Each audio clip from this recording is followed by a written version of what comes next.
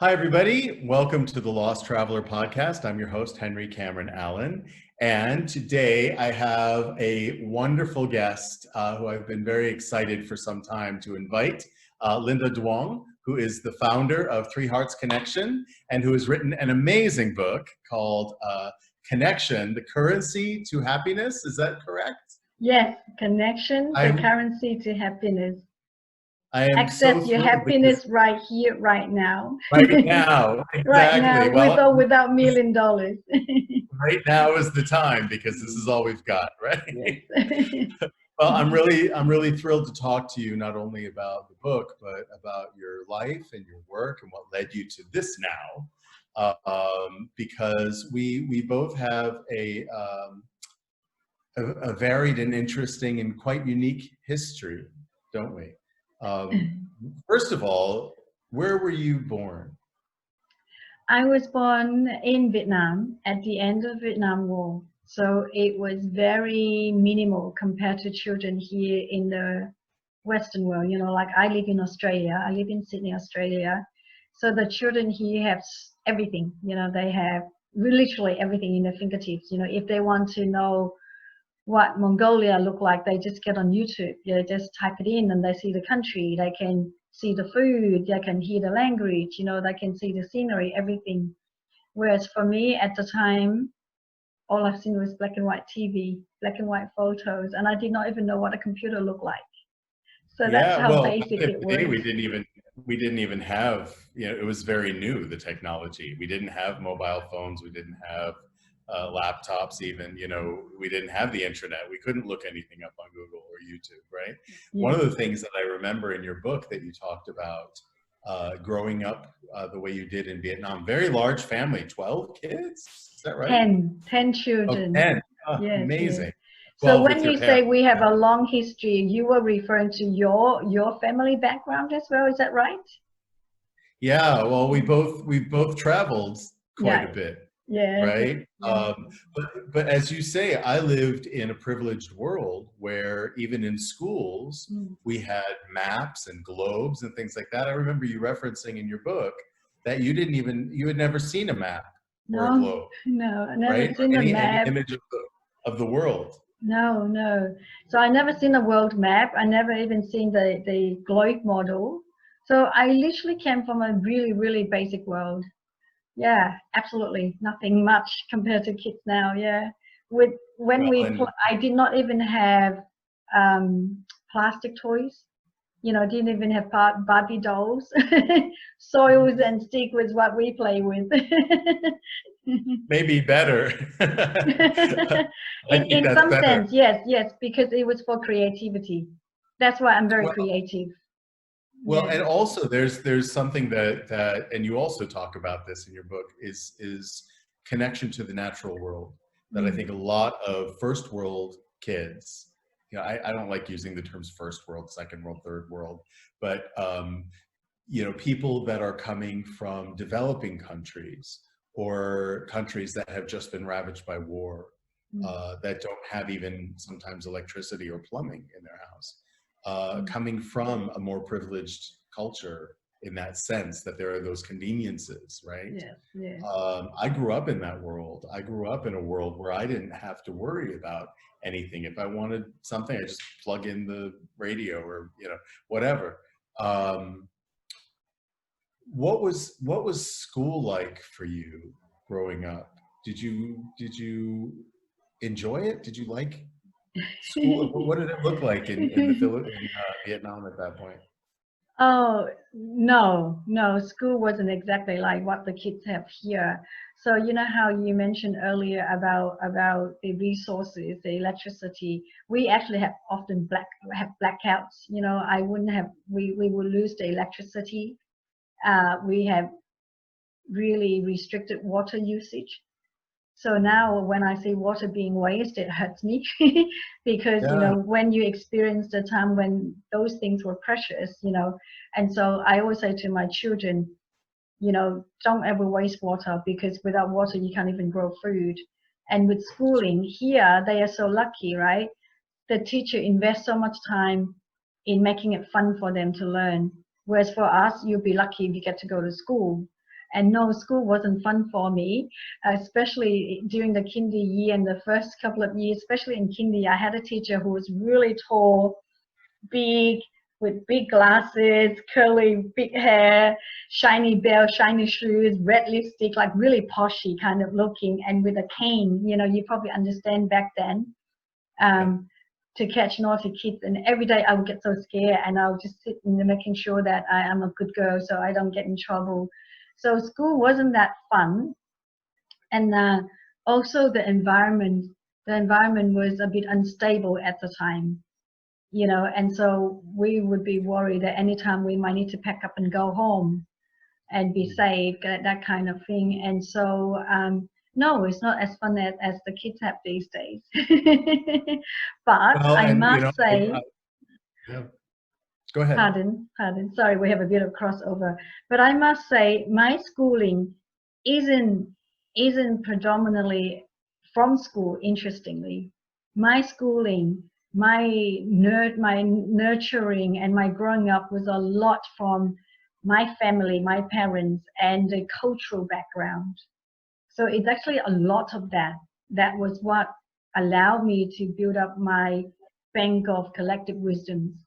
So it wasn't exactly inside a school, but it was the continuous learning from home and from the home environment and from that cultural setting, rather than the actual physical infrastructure of the school itself, if that makes sense.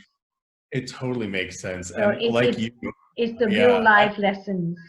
exactly. Well, and I think that people like us, there are some children who thrive in that kind of environment. They Yes. want the pressure, they want the stress and the tension that helps them focus, right? I was not that kid. I was a creative kid. I was a nature lover and a storyteller, and I was sensitive and quiet like you. And I didn't experience school in a positive way. I felt that my teachers were very intimidating. I also found the pressures from home as well equally intimidating and difficult to manage and navigate as a child. And I think that I can look back now, as I'm sure you'll agree with, I can look back in gratitude at having experienced those things in my foundation years, because the gifts that they gave me and the wisdom that they gave me were how to become an observer. Right? What I learned was from observing, and it was my alone time. That was my school. It was my turning within, finding the way that I relate to the world around me. That really gave me my best education. Yes, absolutely. Being an observer allow us to be our own self-teacher. You know, a lot of things, I mean, it's wonderful to have teachers in the classroom, and I can't say thank you enough. You know, teachers have their place, of course, and children these days are lucky, right? They're really, really lucky. You know, I will be, back then we wish to have that. We wish to have all of these devoted teachers, you know, that making lessons fun for them, you know. But having said that, when you are embracing the lifelong learning spirit, you don't get restricted to learn just from the school. You get to learn outside of school, at home, at anywhere. And so, you know, it's really, really wonderful when you're able to just observe and learn as you go. Because then that way, it suits everybody. You know, whether you're an athlete or artist, you know, whether you like math only and not English, or whether you like science and physics, you know, if you are an observer and embracing that character, that attitude, that way of learning, you grow tremendously. You grow so much more, and it's just non-restrictive. You grow anytime, anywhere, and it's just convenient as well, you know. It's just really versatile, and it takes you to places. Because when you talk to people, you're learning about them. You're talking to different people at different settings. You learn about different things, and it really opened up the whole door of different kinds of learning, that it's real life and real applicable, meaningful learning, rather than just a textbook. Yeah. Well, there's also the social learning that you get when you're in school. You learn how to relate to other children your age. You learn how to relate to adults that are not your parents, right? That Yes. are otherwise strangers to you. So there are benefits, obviously, I think, to schooling. You know, I often thought when I was a child that I wished I didn't have to go to school, because there was so much outside of school more that I was learning that was practical and engaging and fun Yes. than sitting in a classroom on a hot day with an imposing teacher telling me, you know, you must do this my way, you know. But again, I look back and I can appreciate all of it for the tools that it gave me in how to be, but how also not to be. I made some very deliberate choices as an Yes. adult Yes. based on those experiences between school and home, that are counter to what I experienced and witnessed, right? So it was all there. It was all a guidebook, you know, and I learned in those moments of solitude, Yes. of which there were many, Yes. how to sort out for myself what was useful, what was not useful, what felt right in my heart, and what did not, you know, what was right and what was wrong on my terms. Yeah. And I think that's part of the human condition, isn't it? Yes, yes. And it's just amazing how you started this podcast for everybody to connect, to listen to each other and share their story. That's amazing. Yeah, it's important. It's important. And permission is a powerful thing. And I think that when we have the impulse and the courage, I do think it takes a lot of courage to bear yourself, to put yourself out there, whether it's on a stage or in a book like yours or even on a podcast. It does take a degree of courage because we are very often taught, whether it's from home or from religion or from society, to fear what other people are going to think of you, to give great weight and measure to what other people perceive you as. But the truth is, I believe, that the way that you present yourself to the world is the way that the world perceives you. You're the one holding all the cards. You're the one with all the power, right? And it doesn't really matter what other people think of you. It's what you think of you ultimately that matters, doesn't it? You referred to this in your book. Yes. Yeah, I really appreciated that about your book as well. So, one of the things that I really appreciate about your style of writing is that it's like a meditation. It gently lifts you out of yourself and takes you on this very gentle and beautiful adventure. And what I really appreciated was that everything, you weren't presenting yourself as I am the world expert on all these things, and no, it was just really you are an expert, but you are rooted in your journey, and that, you know, your biography has been the crucible or the birthplace of the tools that you have gleaned for yourself that you're now imparting to other people, and that threads all the way through the book. And I felt like I was in a beautiful boat on a river and just going down and seeing scenes from your life, right? But then at every certain stop, there was a little restaurant or something, and you could sort of consume a little bit of the delicious food that you got to prepare and on your journey. And so all the way through, I wouldn't say there was one chapter or one thing. I think that it's very, very full. But I didn't finish the book feeling overstuffed. I finished the book, which I read in one sitting. Amazing. I finished the book feeling validated. I finished the book feeling like I knew you better, that I got to experience almost like a travelogue, another culture that I hadn't been familiar with other than superficially. I got to meet your beautiful family through your eyes and know how the connection to your large and beautiful family was really the foundation of the connection to yourself. And what do you think, you know, if there's someone who's a listener out there who's struggling with self-love, who's struggling with those old tapes in their head, the messages that they're, you know, the more we hear something, the more we're going to believe it, negative or positive, right? That's right, yes. How would you say, what would you say is a practical tool that someone can use to change that tape, to eliminate the old tape and introduce a new tape? I think the easiest way is to recognize. Awareness is powerful. The very, very first step is we have to recognize. You've got to recognize that, is this what I want? Is this the way I want to operate moving forward? How do I want it to be? Is this what I'm happy with?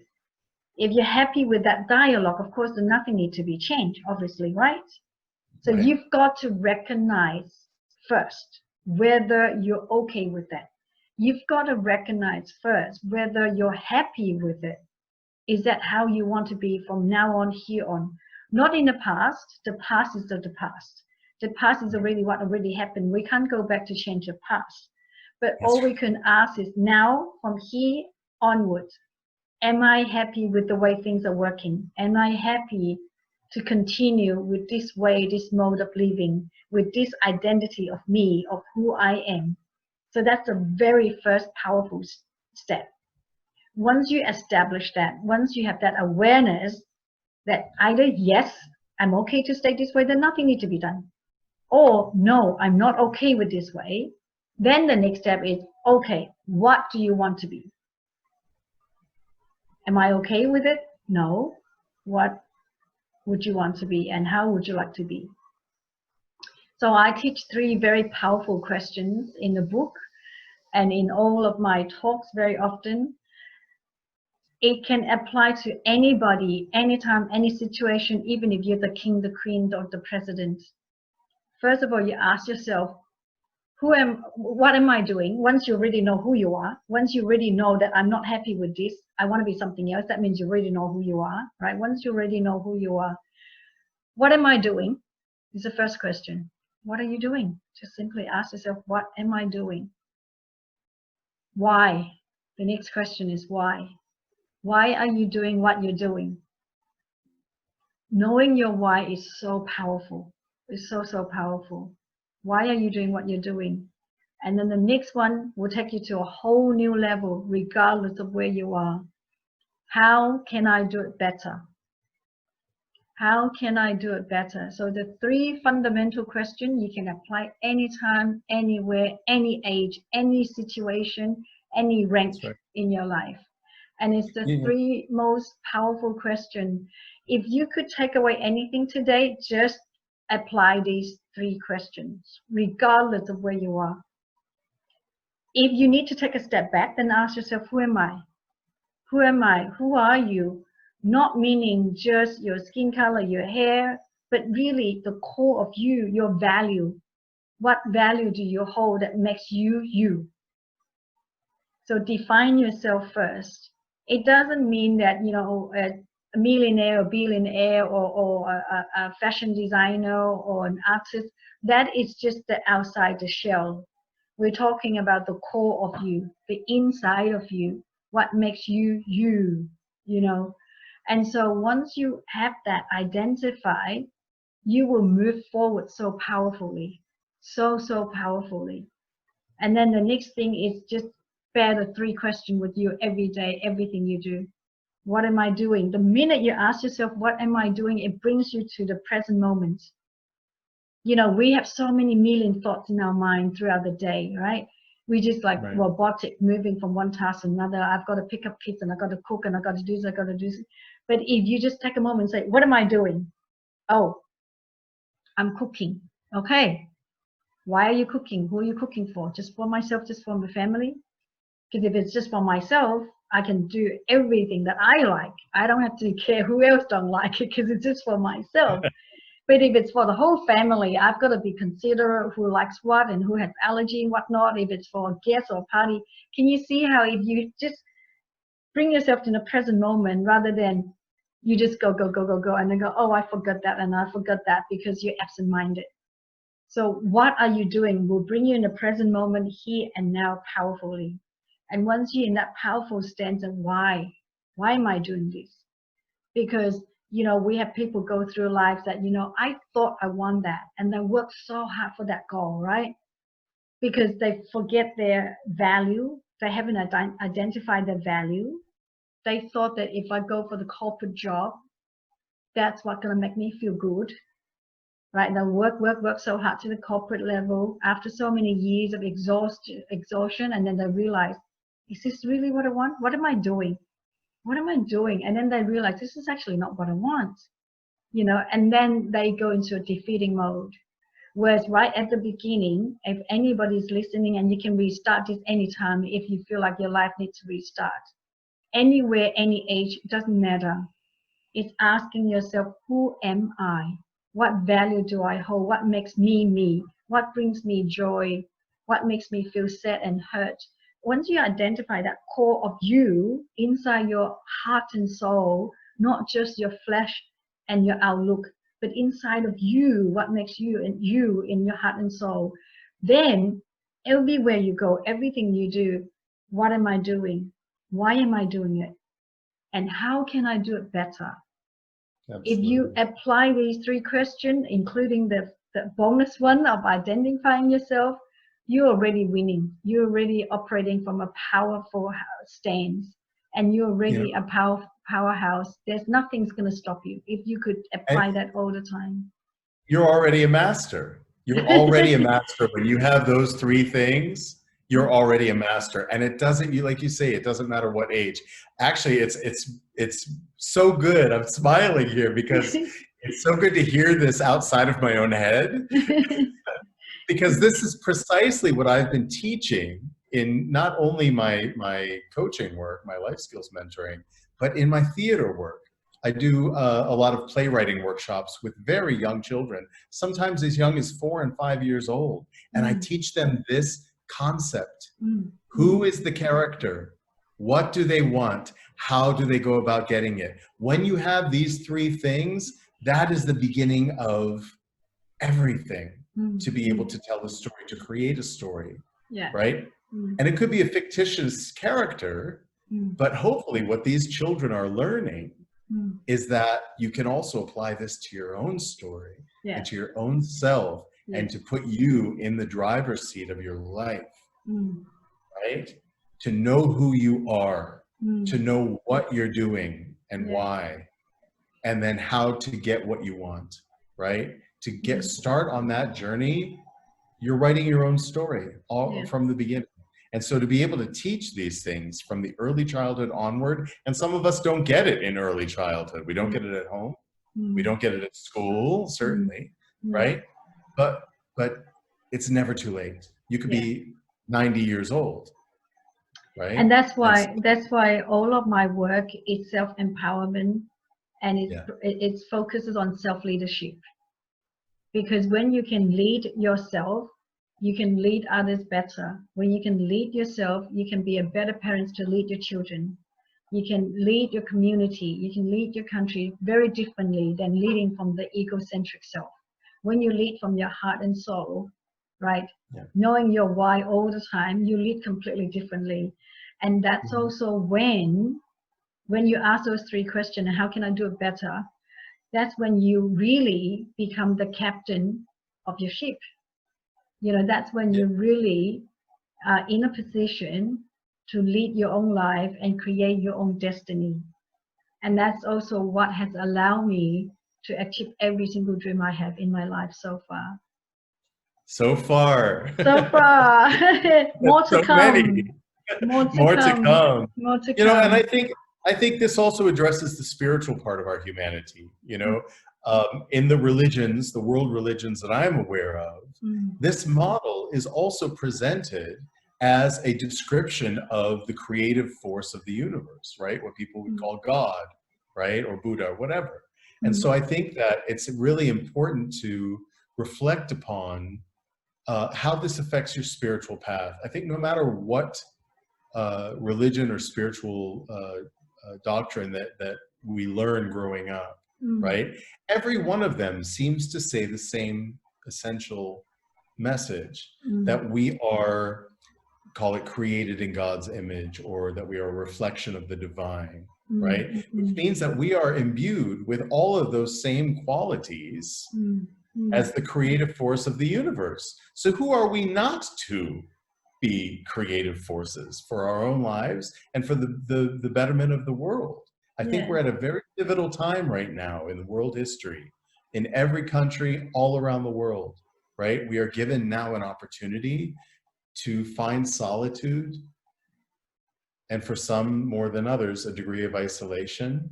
It's almost like going into the way they did in ancient times, like a hermit would go to the top of a mountain or into a cave, you know, and just be quiet and reflective and engage with all of the wisdom of the universe. Yeah.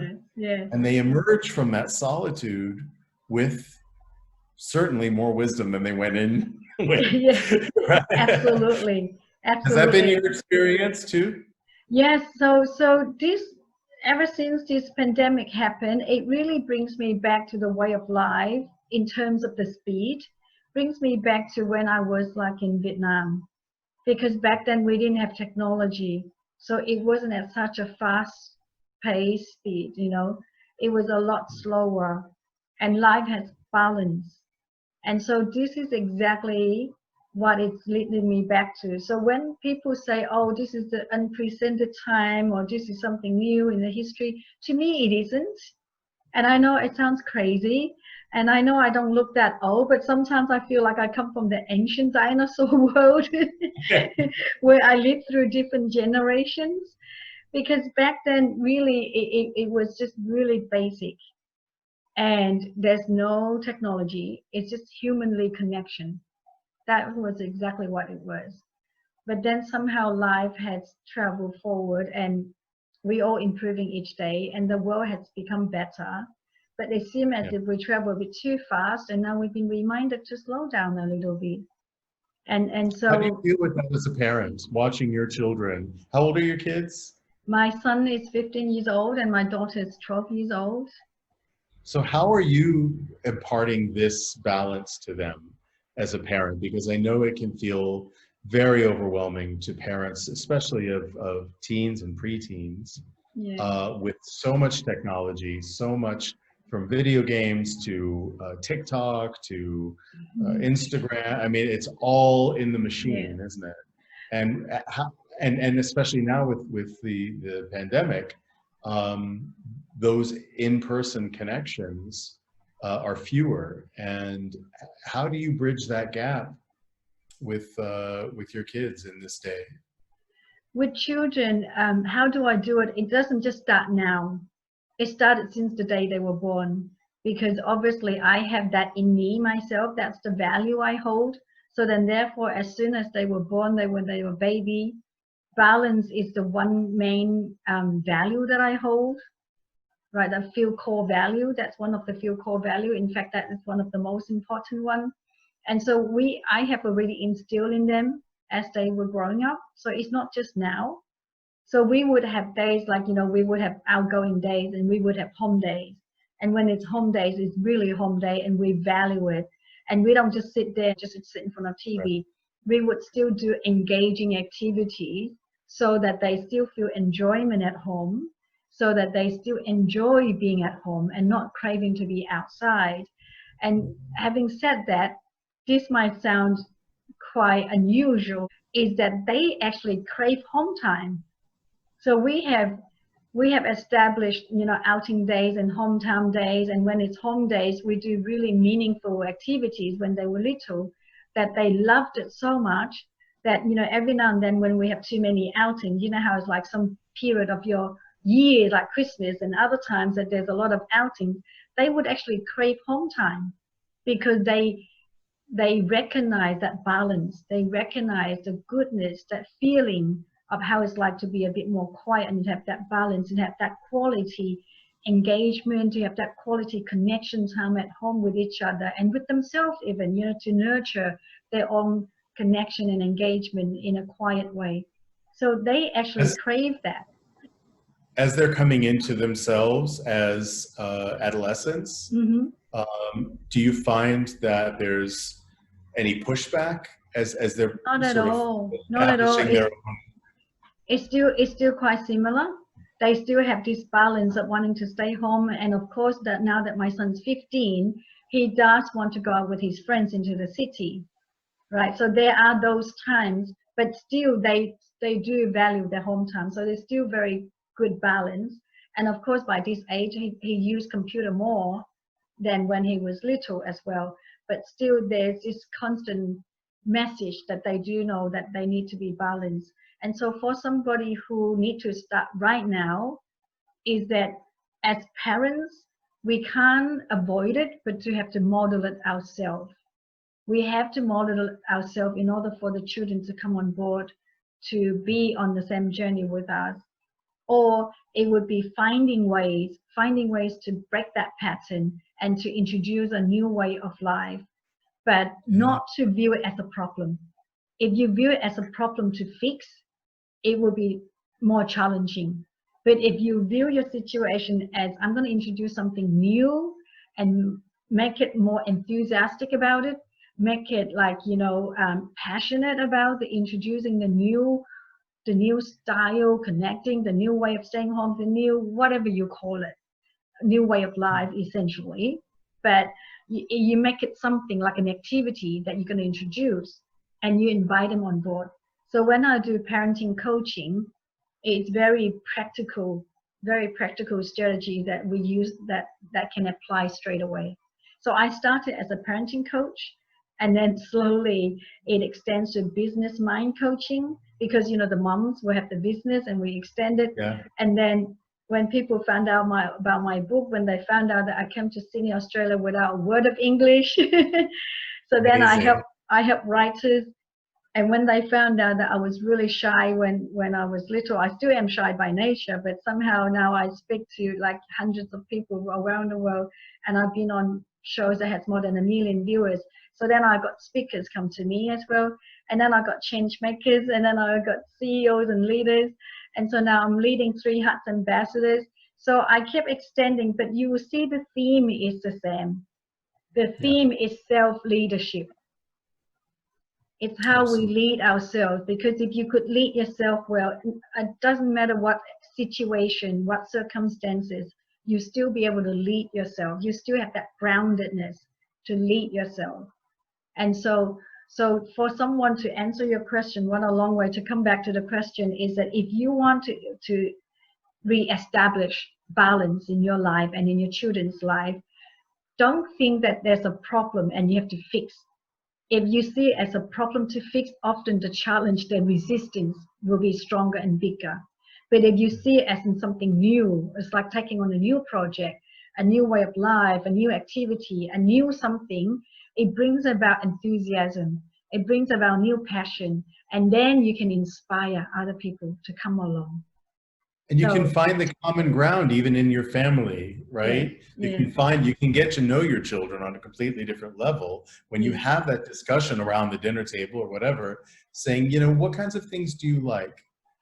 Oh, I like that too. Or let me tell you a story about when I was your age, things like that. Those conversations are so valuable. I always teach that, when you fall into a habit, and I think this is part of the problem that we see in modern day world, is that families will fall into a habit. Very often I'll have clients that say, well, that's how I was raised. Yes, so establishing establishing healthy habit is so important. And that's why. But there are also a lot of unhealthy habits. And so what I say, well, the best way to break an unhealthy habit is to simply learn a new behavior. Yes. The act you learn of a new one to replace the old one. Yes. Effortlessly. Yes. The old falls away. The thing that you don't want anymore will fall away if you replace it with something else. And it's just the act of learning and being, as you say, open-minded, right? And welcoming and curious, right? Let's keep engaging that. Let's keep talking, because we are the models for our young people to look up to. We can be.